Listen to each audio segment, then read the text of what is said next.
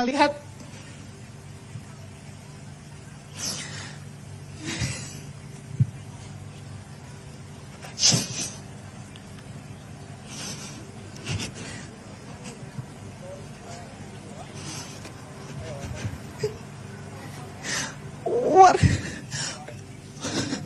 warganya masih banyak yang nggak makan, Heranov. Bantuan masih minim, apalagi di wilayah-wilayah terisolir. Relawan sudah ada di titik lelah. 3 minggu menunggu bantuan. TNI Polri juga dikerahkan. Sudah cukup masif pekerja yang membangun listrik berusaha bahkan di tengah hujan, lumpur. Kecelakaan kerja juga cukup tinggi, Heranov, untuk membangun infrastruktur. Akuin, kalau masyarakat Aceh bilang akuin saja, pemerintah butuh bantuan. Banyak sekali relawan yang ingin masuk ke Aceh, medis terutama. Saya tidak membayangkan, Heranov, anak-anak berdiri di pinggir jalan meminta bantuan untuk makan. Itu yang saya lihat setiap hari.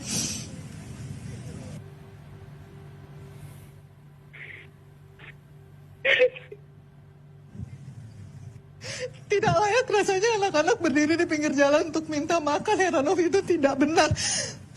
Anak-anak harusnya tinggal di tempat yang aman, makan yang bergizi, kembali ke sekolah, dapat kesehatan yang baik. 3 minggu melihat kondisi Aceh tidak ada perubahan.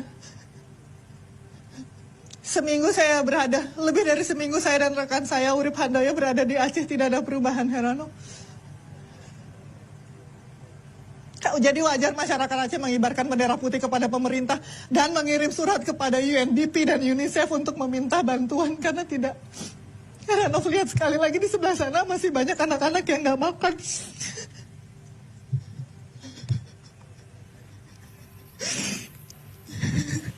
Erin, terima kasih. Tetap semangat di sana. Ini mungkin live terakhir saya di Aceh dan dari tadi kami dititipkan pesan sebagai jurnalis agar bisa memberitakan yang sebenarnya soal Aceh, dan ini berat buat kami, Heranov. Oke. Seberat usaha relawan menembus wilayah-wilayah yang terdampak. Baik.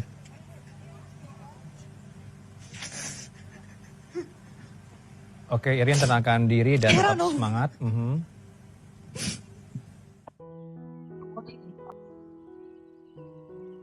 Bismillahirrahmanirrahim. Assalamualaikum warahmatullahi wabarakatuh. Alhamdulillah wa syukurillah. Allahumma sholli ala sayyidina Muhammad wa ala ali sayyidina Muhammad. Selamat siang teman-teman, saudara sebangsa dan setanah air.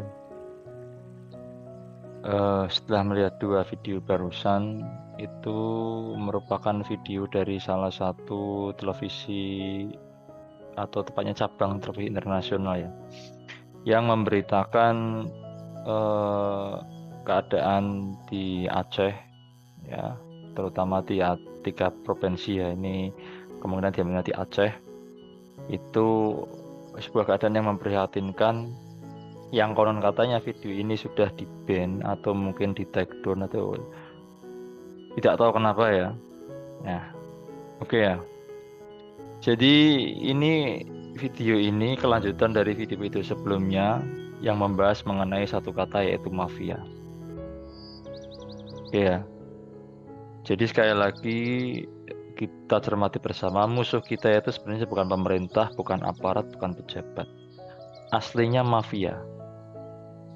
Mafia itu korporasi besar ya, oligarki yang tentunya kunci yang pertama itu punya dana finansial banyak, ini nomor 1 ya. Yang kedua, dengan finansial itu mereka mampu menggerakkan intimidasi, rekayasa, skenario yang pada dasarnya ingin merebut atau memeras ataupun menjajah suatu tempat demi kepentingan mereka atau kerakusan mereka.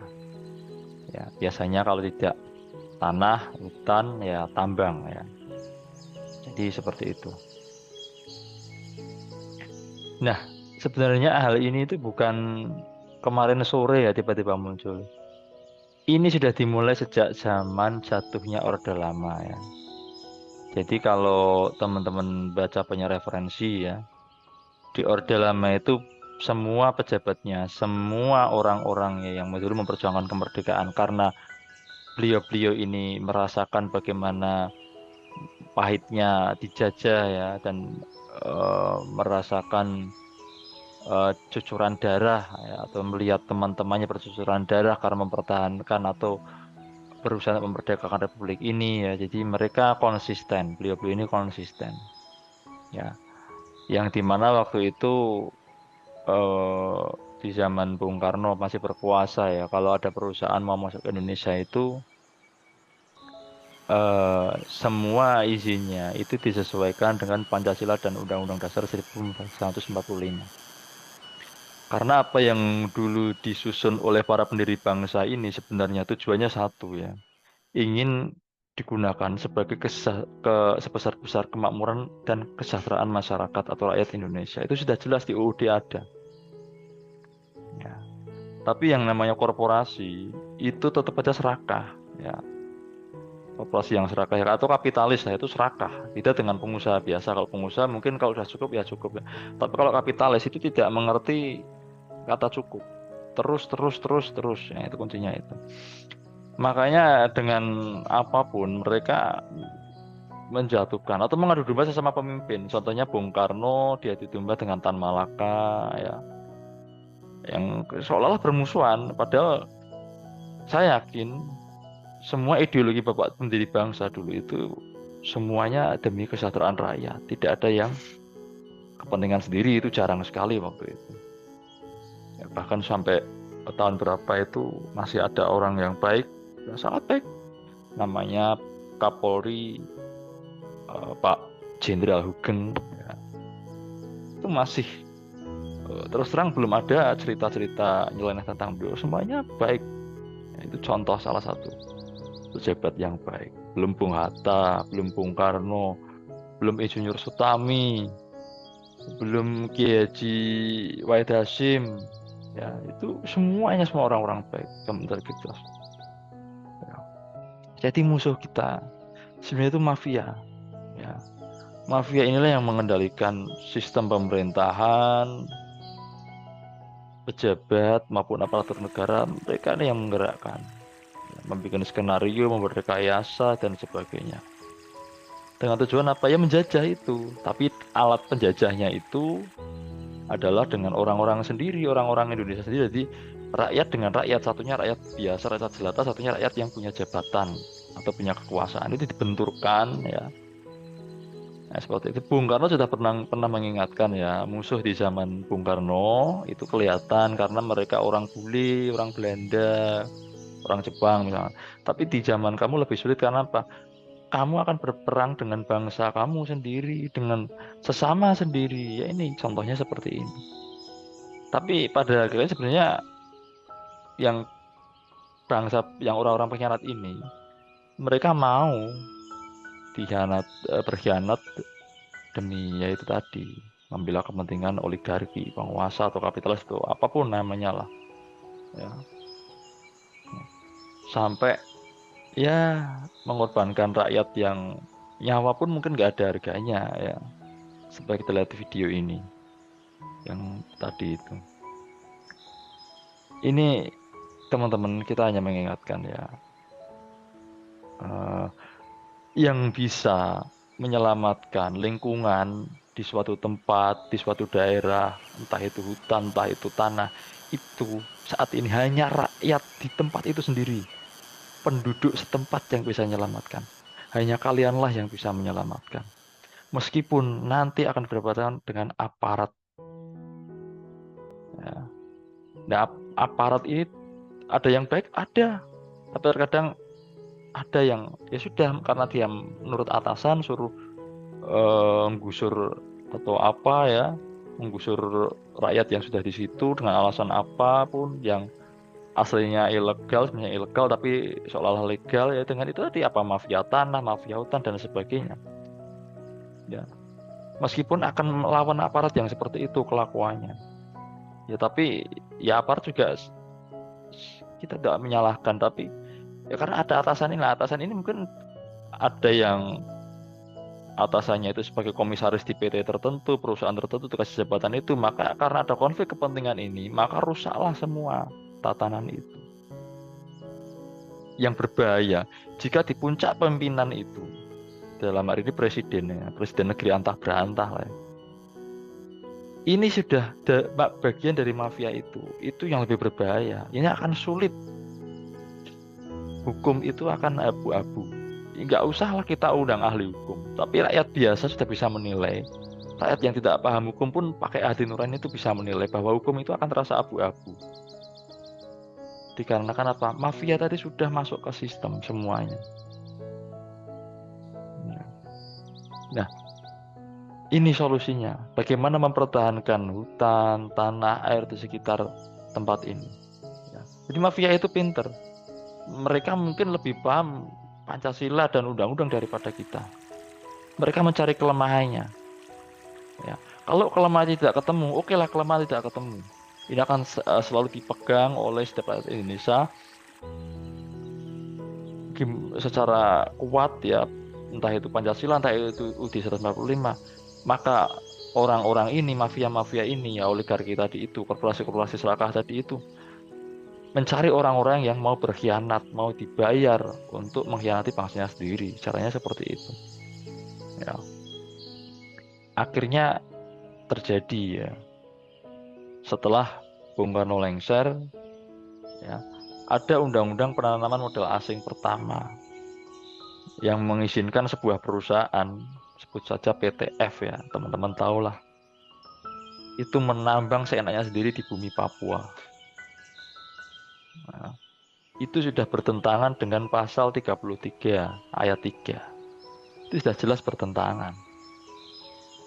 Ya. Karena apa? Masa pembagian royalti di perusahaan itu tepat 99%, Indonesia cuma 1%, dan itu dibebaskan pajak selama 30 tahun di perjanjiannya itu. Itu sudah awal dari kebobrokan negosiasi antara pemerintah Indonesia pasca lengsernya Orde Lama dengan para mafia tadi itu. Teman-teman bisa baca referensinya di bukunya Jeffrey Simpson ya, atau bukunya Prof. Kwikiangi ya, beliau Bapak Menteri Menko Ekuin ya, zaman Ibu Megawati kalau tidak salah. Itu sudah mengupas semuanya. Bahwa Indonesia ini sudah mulai dikangkangi, undang-undangnya sudah mulai dimasuki mafia itu semenjak Orde Lama jatuh. Ya, itu sudah mulai dikangkangi. Ya. Orang-orang yang pengen melawan kekuasaan mafia ini, ya kalau tidak dipenjara secara politik, ya alasannya mesti politik ya. Ya pokoknya dipenjara lah, kalau enggak dieksekusi lah. Nah, semenjak itulah, makanya banjir hari ini itu sebenarnya sudah kerakusan manusia-manusia ini bertahun-tahun yang lalu, berpuluh-puluh tahun yang lalu, bukan 10 tahun yang lalu. Tuh kalau kemarin mungkin ada yang ngomong 10 tahun yang lalu, 15 tahun yang lalu, zaman menteri siapa, itu enggak. Lebih dari dulu. Tepatnya ya 66 tahun 66 tahun 67 lah sekitar itu. Jadi sebenarnya Indonesia itu merasakan kemerdekaan itu cuman berapa ya, dari tahun 45 sampai 66, 67 itu sekitar 22 tahun ya, kurang lebih seperti itu. Itu pun selama masa-masa itu mafia-mafia ini tetap merongrong, entah itu masih menggerakkan tentara Belanda untuk agresi ataupun menebarkan pemberontakan itu, yang tentunya ya diadu domba lah seperti biasa. Mereka yang memainkan ya, mereka itu kan hanya pion saja ya. Jadi teman-teman, ini hanya mengingatkan saja ya, yang bisa solusinya, yang menyelamatkan hutan. Kemarin ada wacana membeli hutan berapa hektar gitu ya, urunan, patungan gitu. Sebenarnya masyarakat setempat itu sudah cukup. Ya, kita bisa lihat kok masyarakat Indonesia, entah itu suku Baduy di Sunda yang di pedalaman itu, Papua, Kalimantan dengan suku Dayaknya, ya Sumatera dengan suku yang di Sumatera Barat itu ya. Mereka itu kalau mengambil hasil hutan itu secukupnya saja. Enggak serakah-serakah amat kok ya. Cukup sudah untuk kebutuhan hari itu atau beberapa hari ke depan, ya sudah selesai. Mereka enggak, saya yakin komunal kecil punya niat untuk menjual lagi dengan eh, keinginan mendapatkan uang yang banyak sekali, triliunan, numpuk-numpuk harta sampai triliunan. Enggak, saya yakin. Tanya aja dengan mereka. Bahkan kemarin ada di salah satu podcast, masyarakat Papua itu hutannya masih asri aja ya, masih indah, masih alami, senang mereka itu. Begitu hutan itu dihabisi, ditambang, dibabat untuk sawit atau apa, mereka yang kasihan, mereka merasa ya kehidupan mereka benar-benar diganggu gitu ya. Itu kasihan sekali. Nah, kita bisa renungi di sini mulai sekarang. Kembali ke, saya ingat kata-kata Cak Nun ya. Negara ini hebat sekali ya. Rakyatnya bisa cari makan sendiri ya. Tanpa ada jaminan pastian kerja, kontrak kerja, kadang nggak ada asuransinya. Itu bisa gitu. Dan itu pun kadang masih diperas oleh oligarki lewat tangan-tangan pemerintah, pejabat dan aparat. Luar biasa kesabaran dari rakyat Indonesia itu kalau Cak Nun. Ya. Jadi itulah salah satu solusinya ya. Kalau hanya satu orang mau melawan, itu banyak kasus ya, dalam tanda kutip diskusi lah, seperti kasus Munir, kasus wakil bupati di Sangihe ya, yang sudah melawan mafia penambang emas ya, perusahaan penambang emas ya. Nah, katanya perusahaan itu pun PT apa gitu ya, itu terintegrasi dengan perusahaan di luar negeri sana yang katanya ada di Kanada. Nah, ini kan sudah sesuatu yang mereka bersatu, karena mereka bersatu. Kalau kita bersatu, mungkin bisa. Ya, karena perusahaan bejat ini, oligarki yang bejat-bejat ini atau mafia ini, mereka akan selalu membuat skenario-skenario bersama pemerintah yang mau disuap, disogok, dan pejabatnya juga. Itu untuk menggerakkan aparat untuk mengusir orang-orang ini ya dari tangannya sendiri yang sudah mungkin sudah ratusan tahun turun-temurun ditempati hanya untuk merampas tambang di dalamnya. Ya mau dijual, mau menumpuk uang dengan jumlah triliunan, bahkan lebih dari itu karena keserakahan. Oke teman-teman, sekian dari saya. Ini hanya mengingatkan saja. Dan untuk pemerintah negeri antah berantah ya, saya mau sebut namanya, males sudah disebut ya, tolong dengarkan hati nuraninya ya, pakai hati nuraninya, pakai hati nuraninya. Oke, selamat siang, salam sejahtera, semoga kita senantiasa diberi perlindungan oleh Allah Subhanahu wa Ta'ala, Tuhan yang Maha Esa, Tuhan yang Maha Kuasa, Tuhan yang Maha Agung. Allahumma sholli ala sayyidina Muhammad wa ala ali sayyidina Muhammad. Wassalamualaikum warahmatullahi wabarakatuh.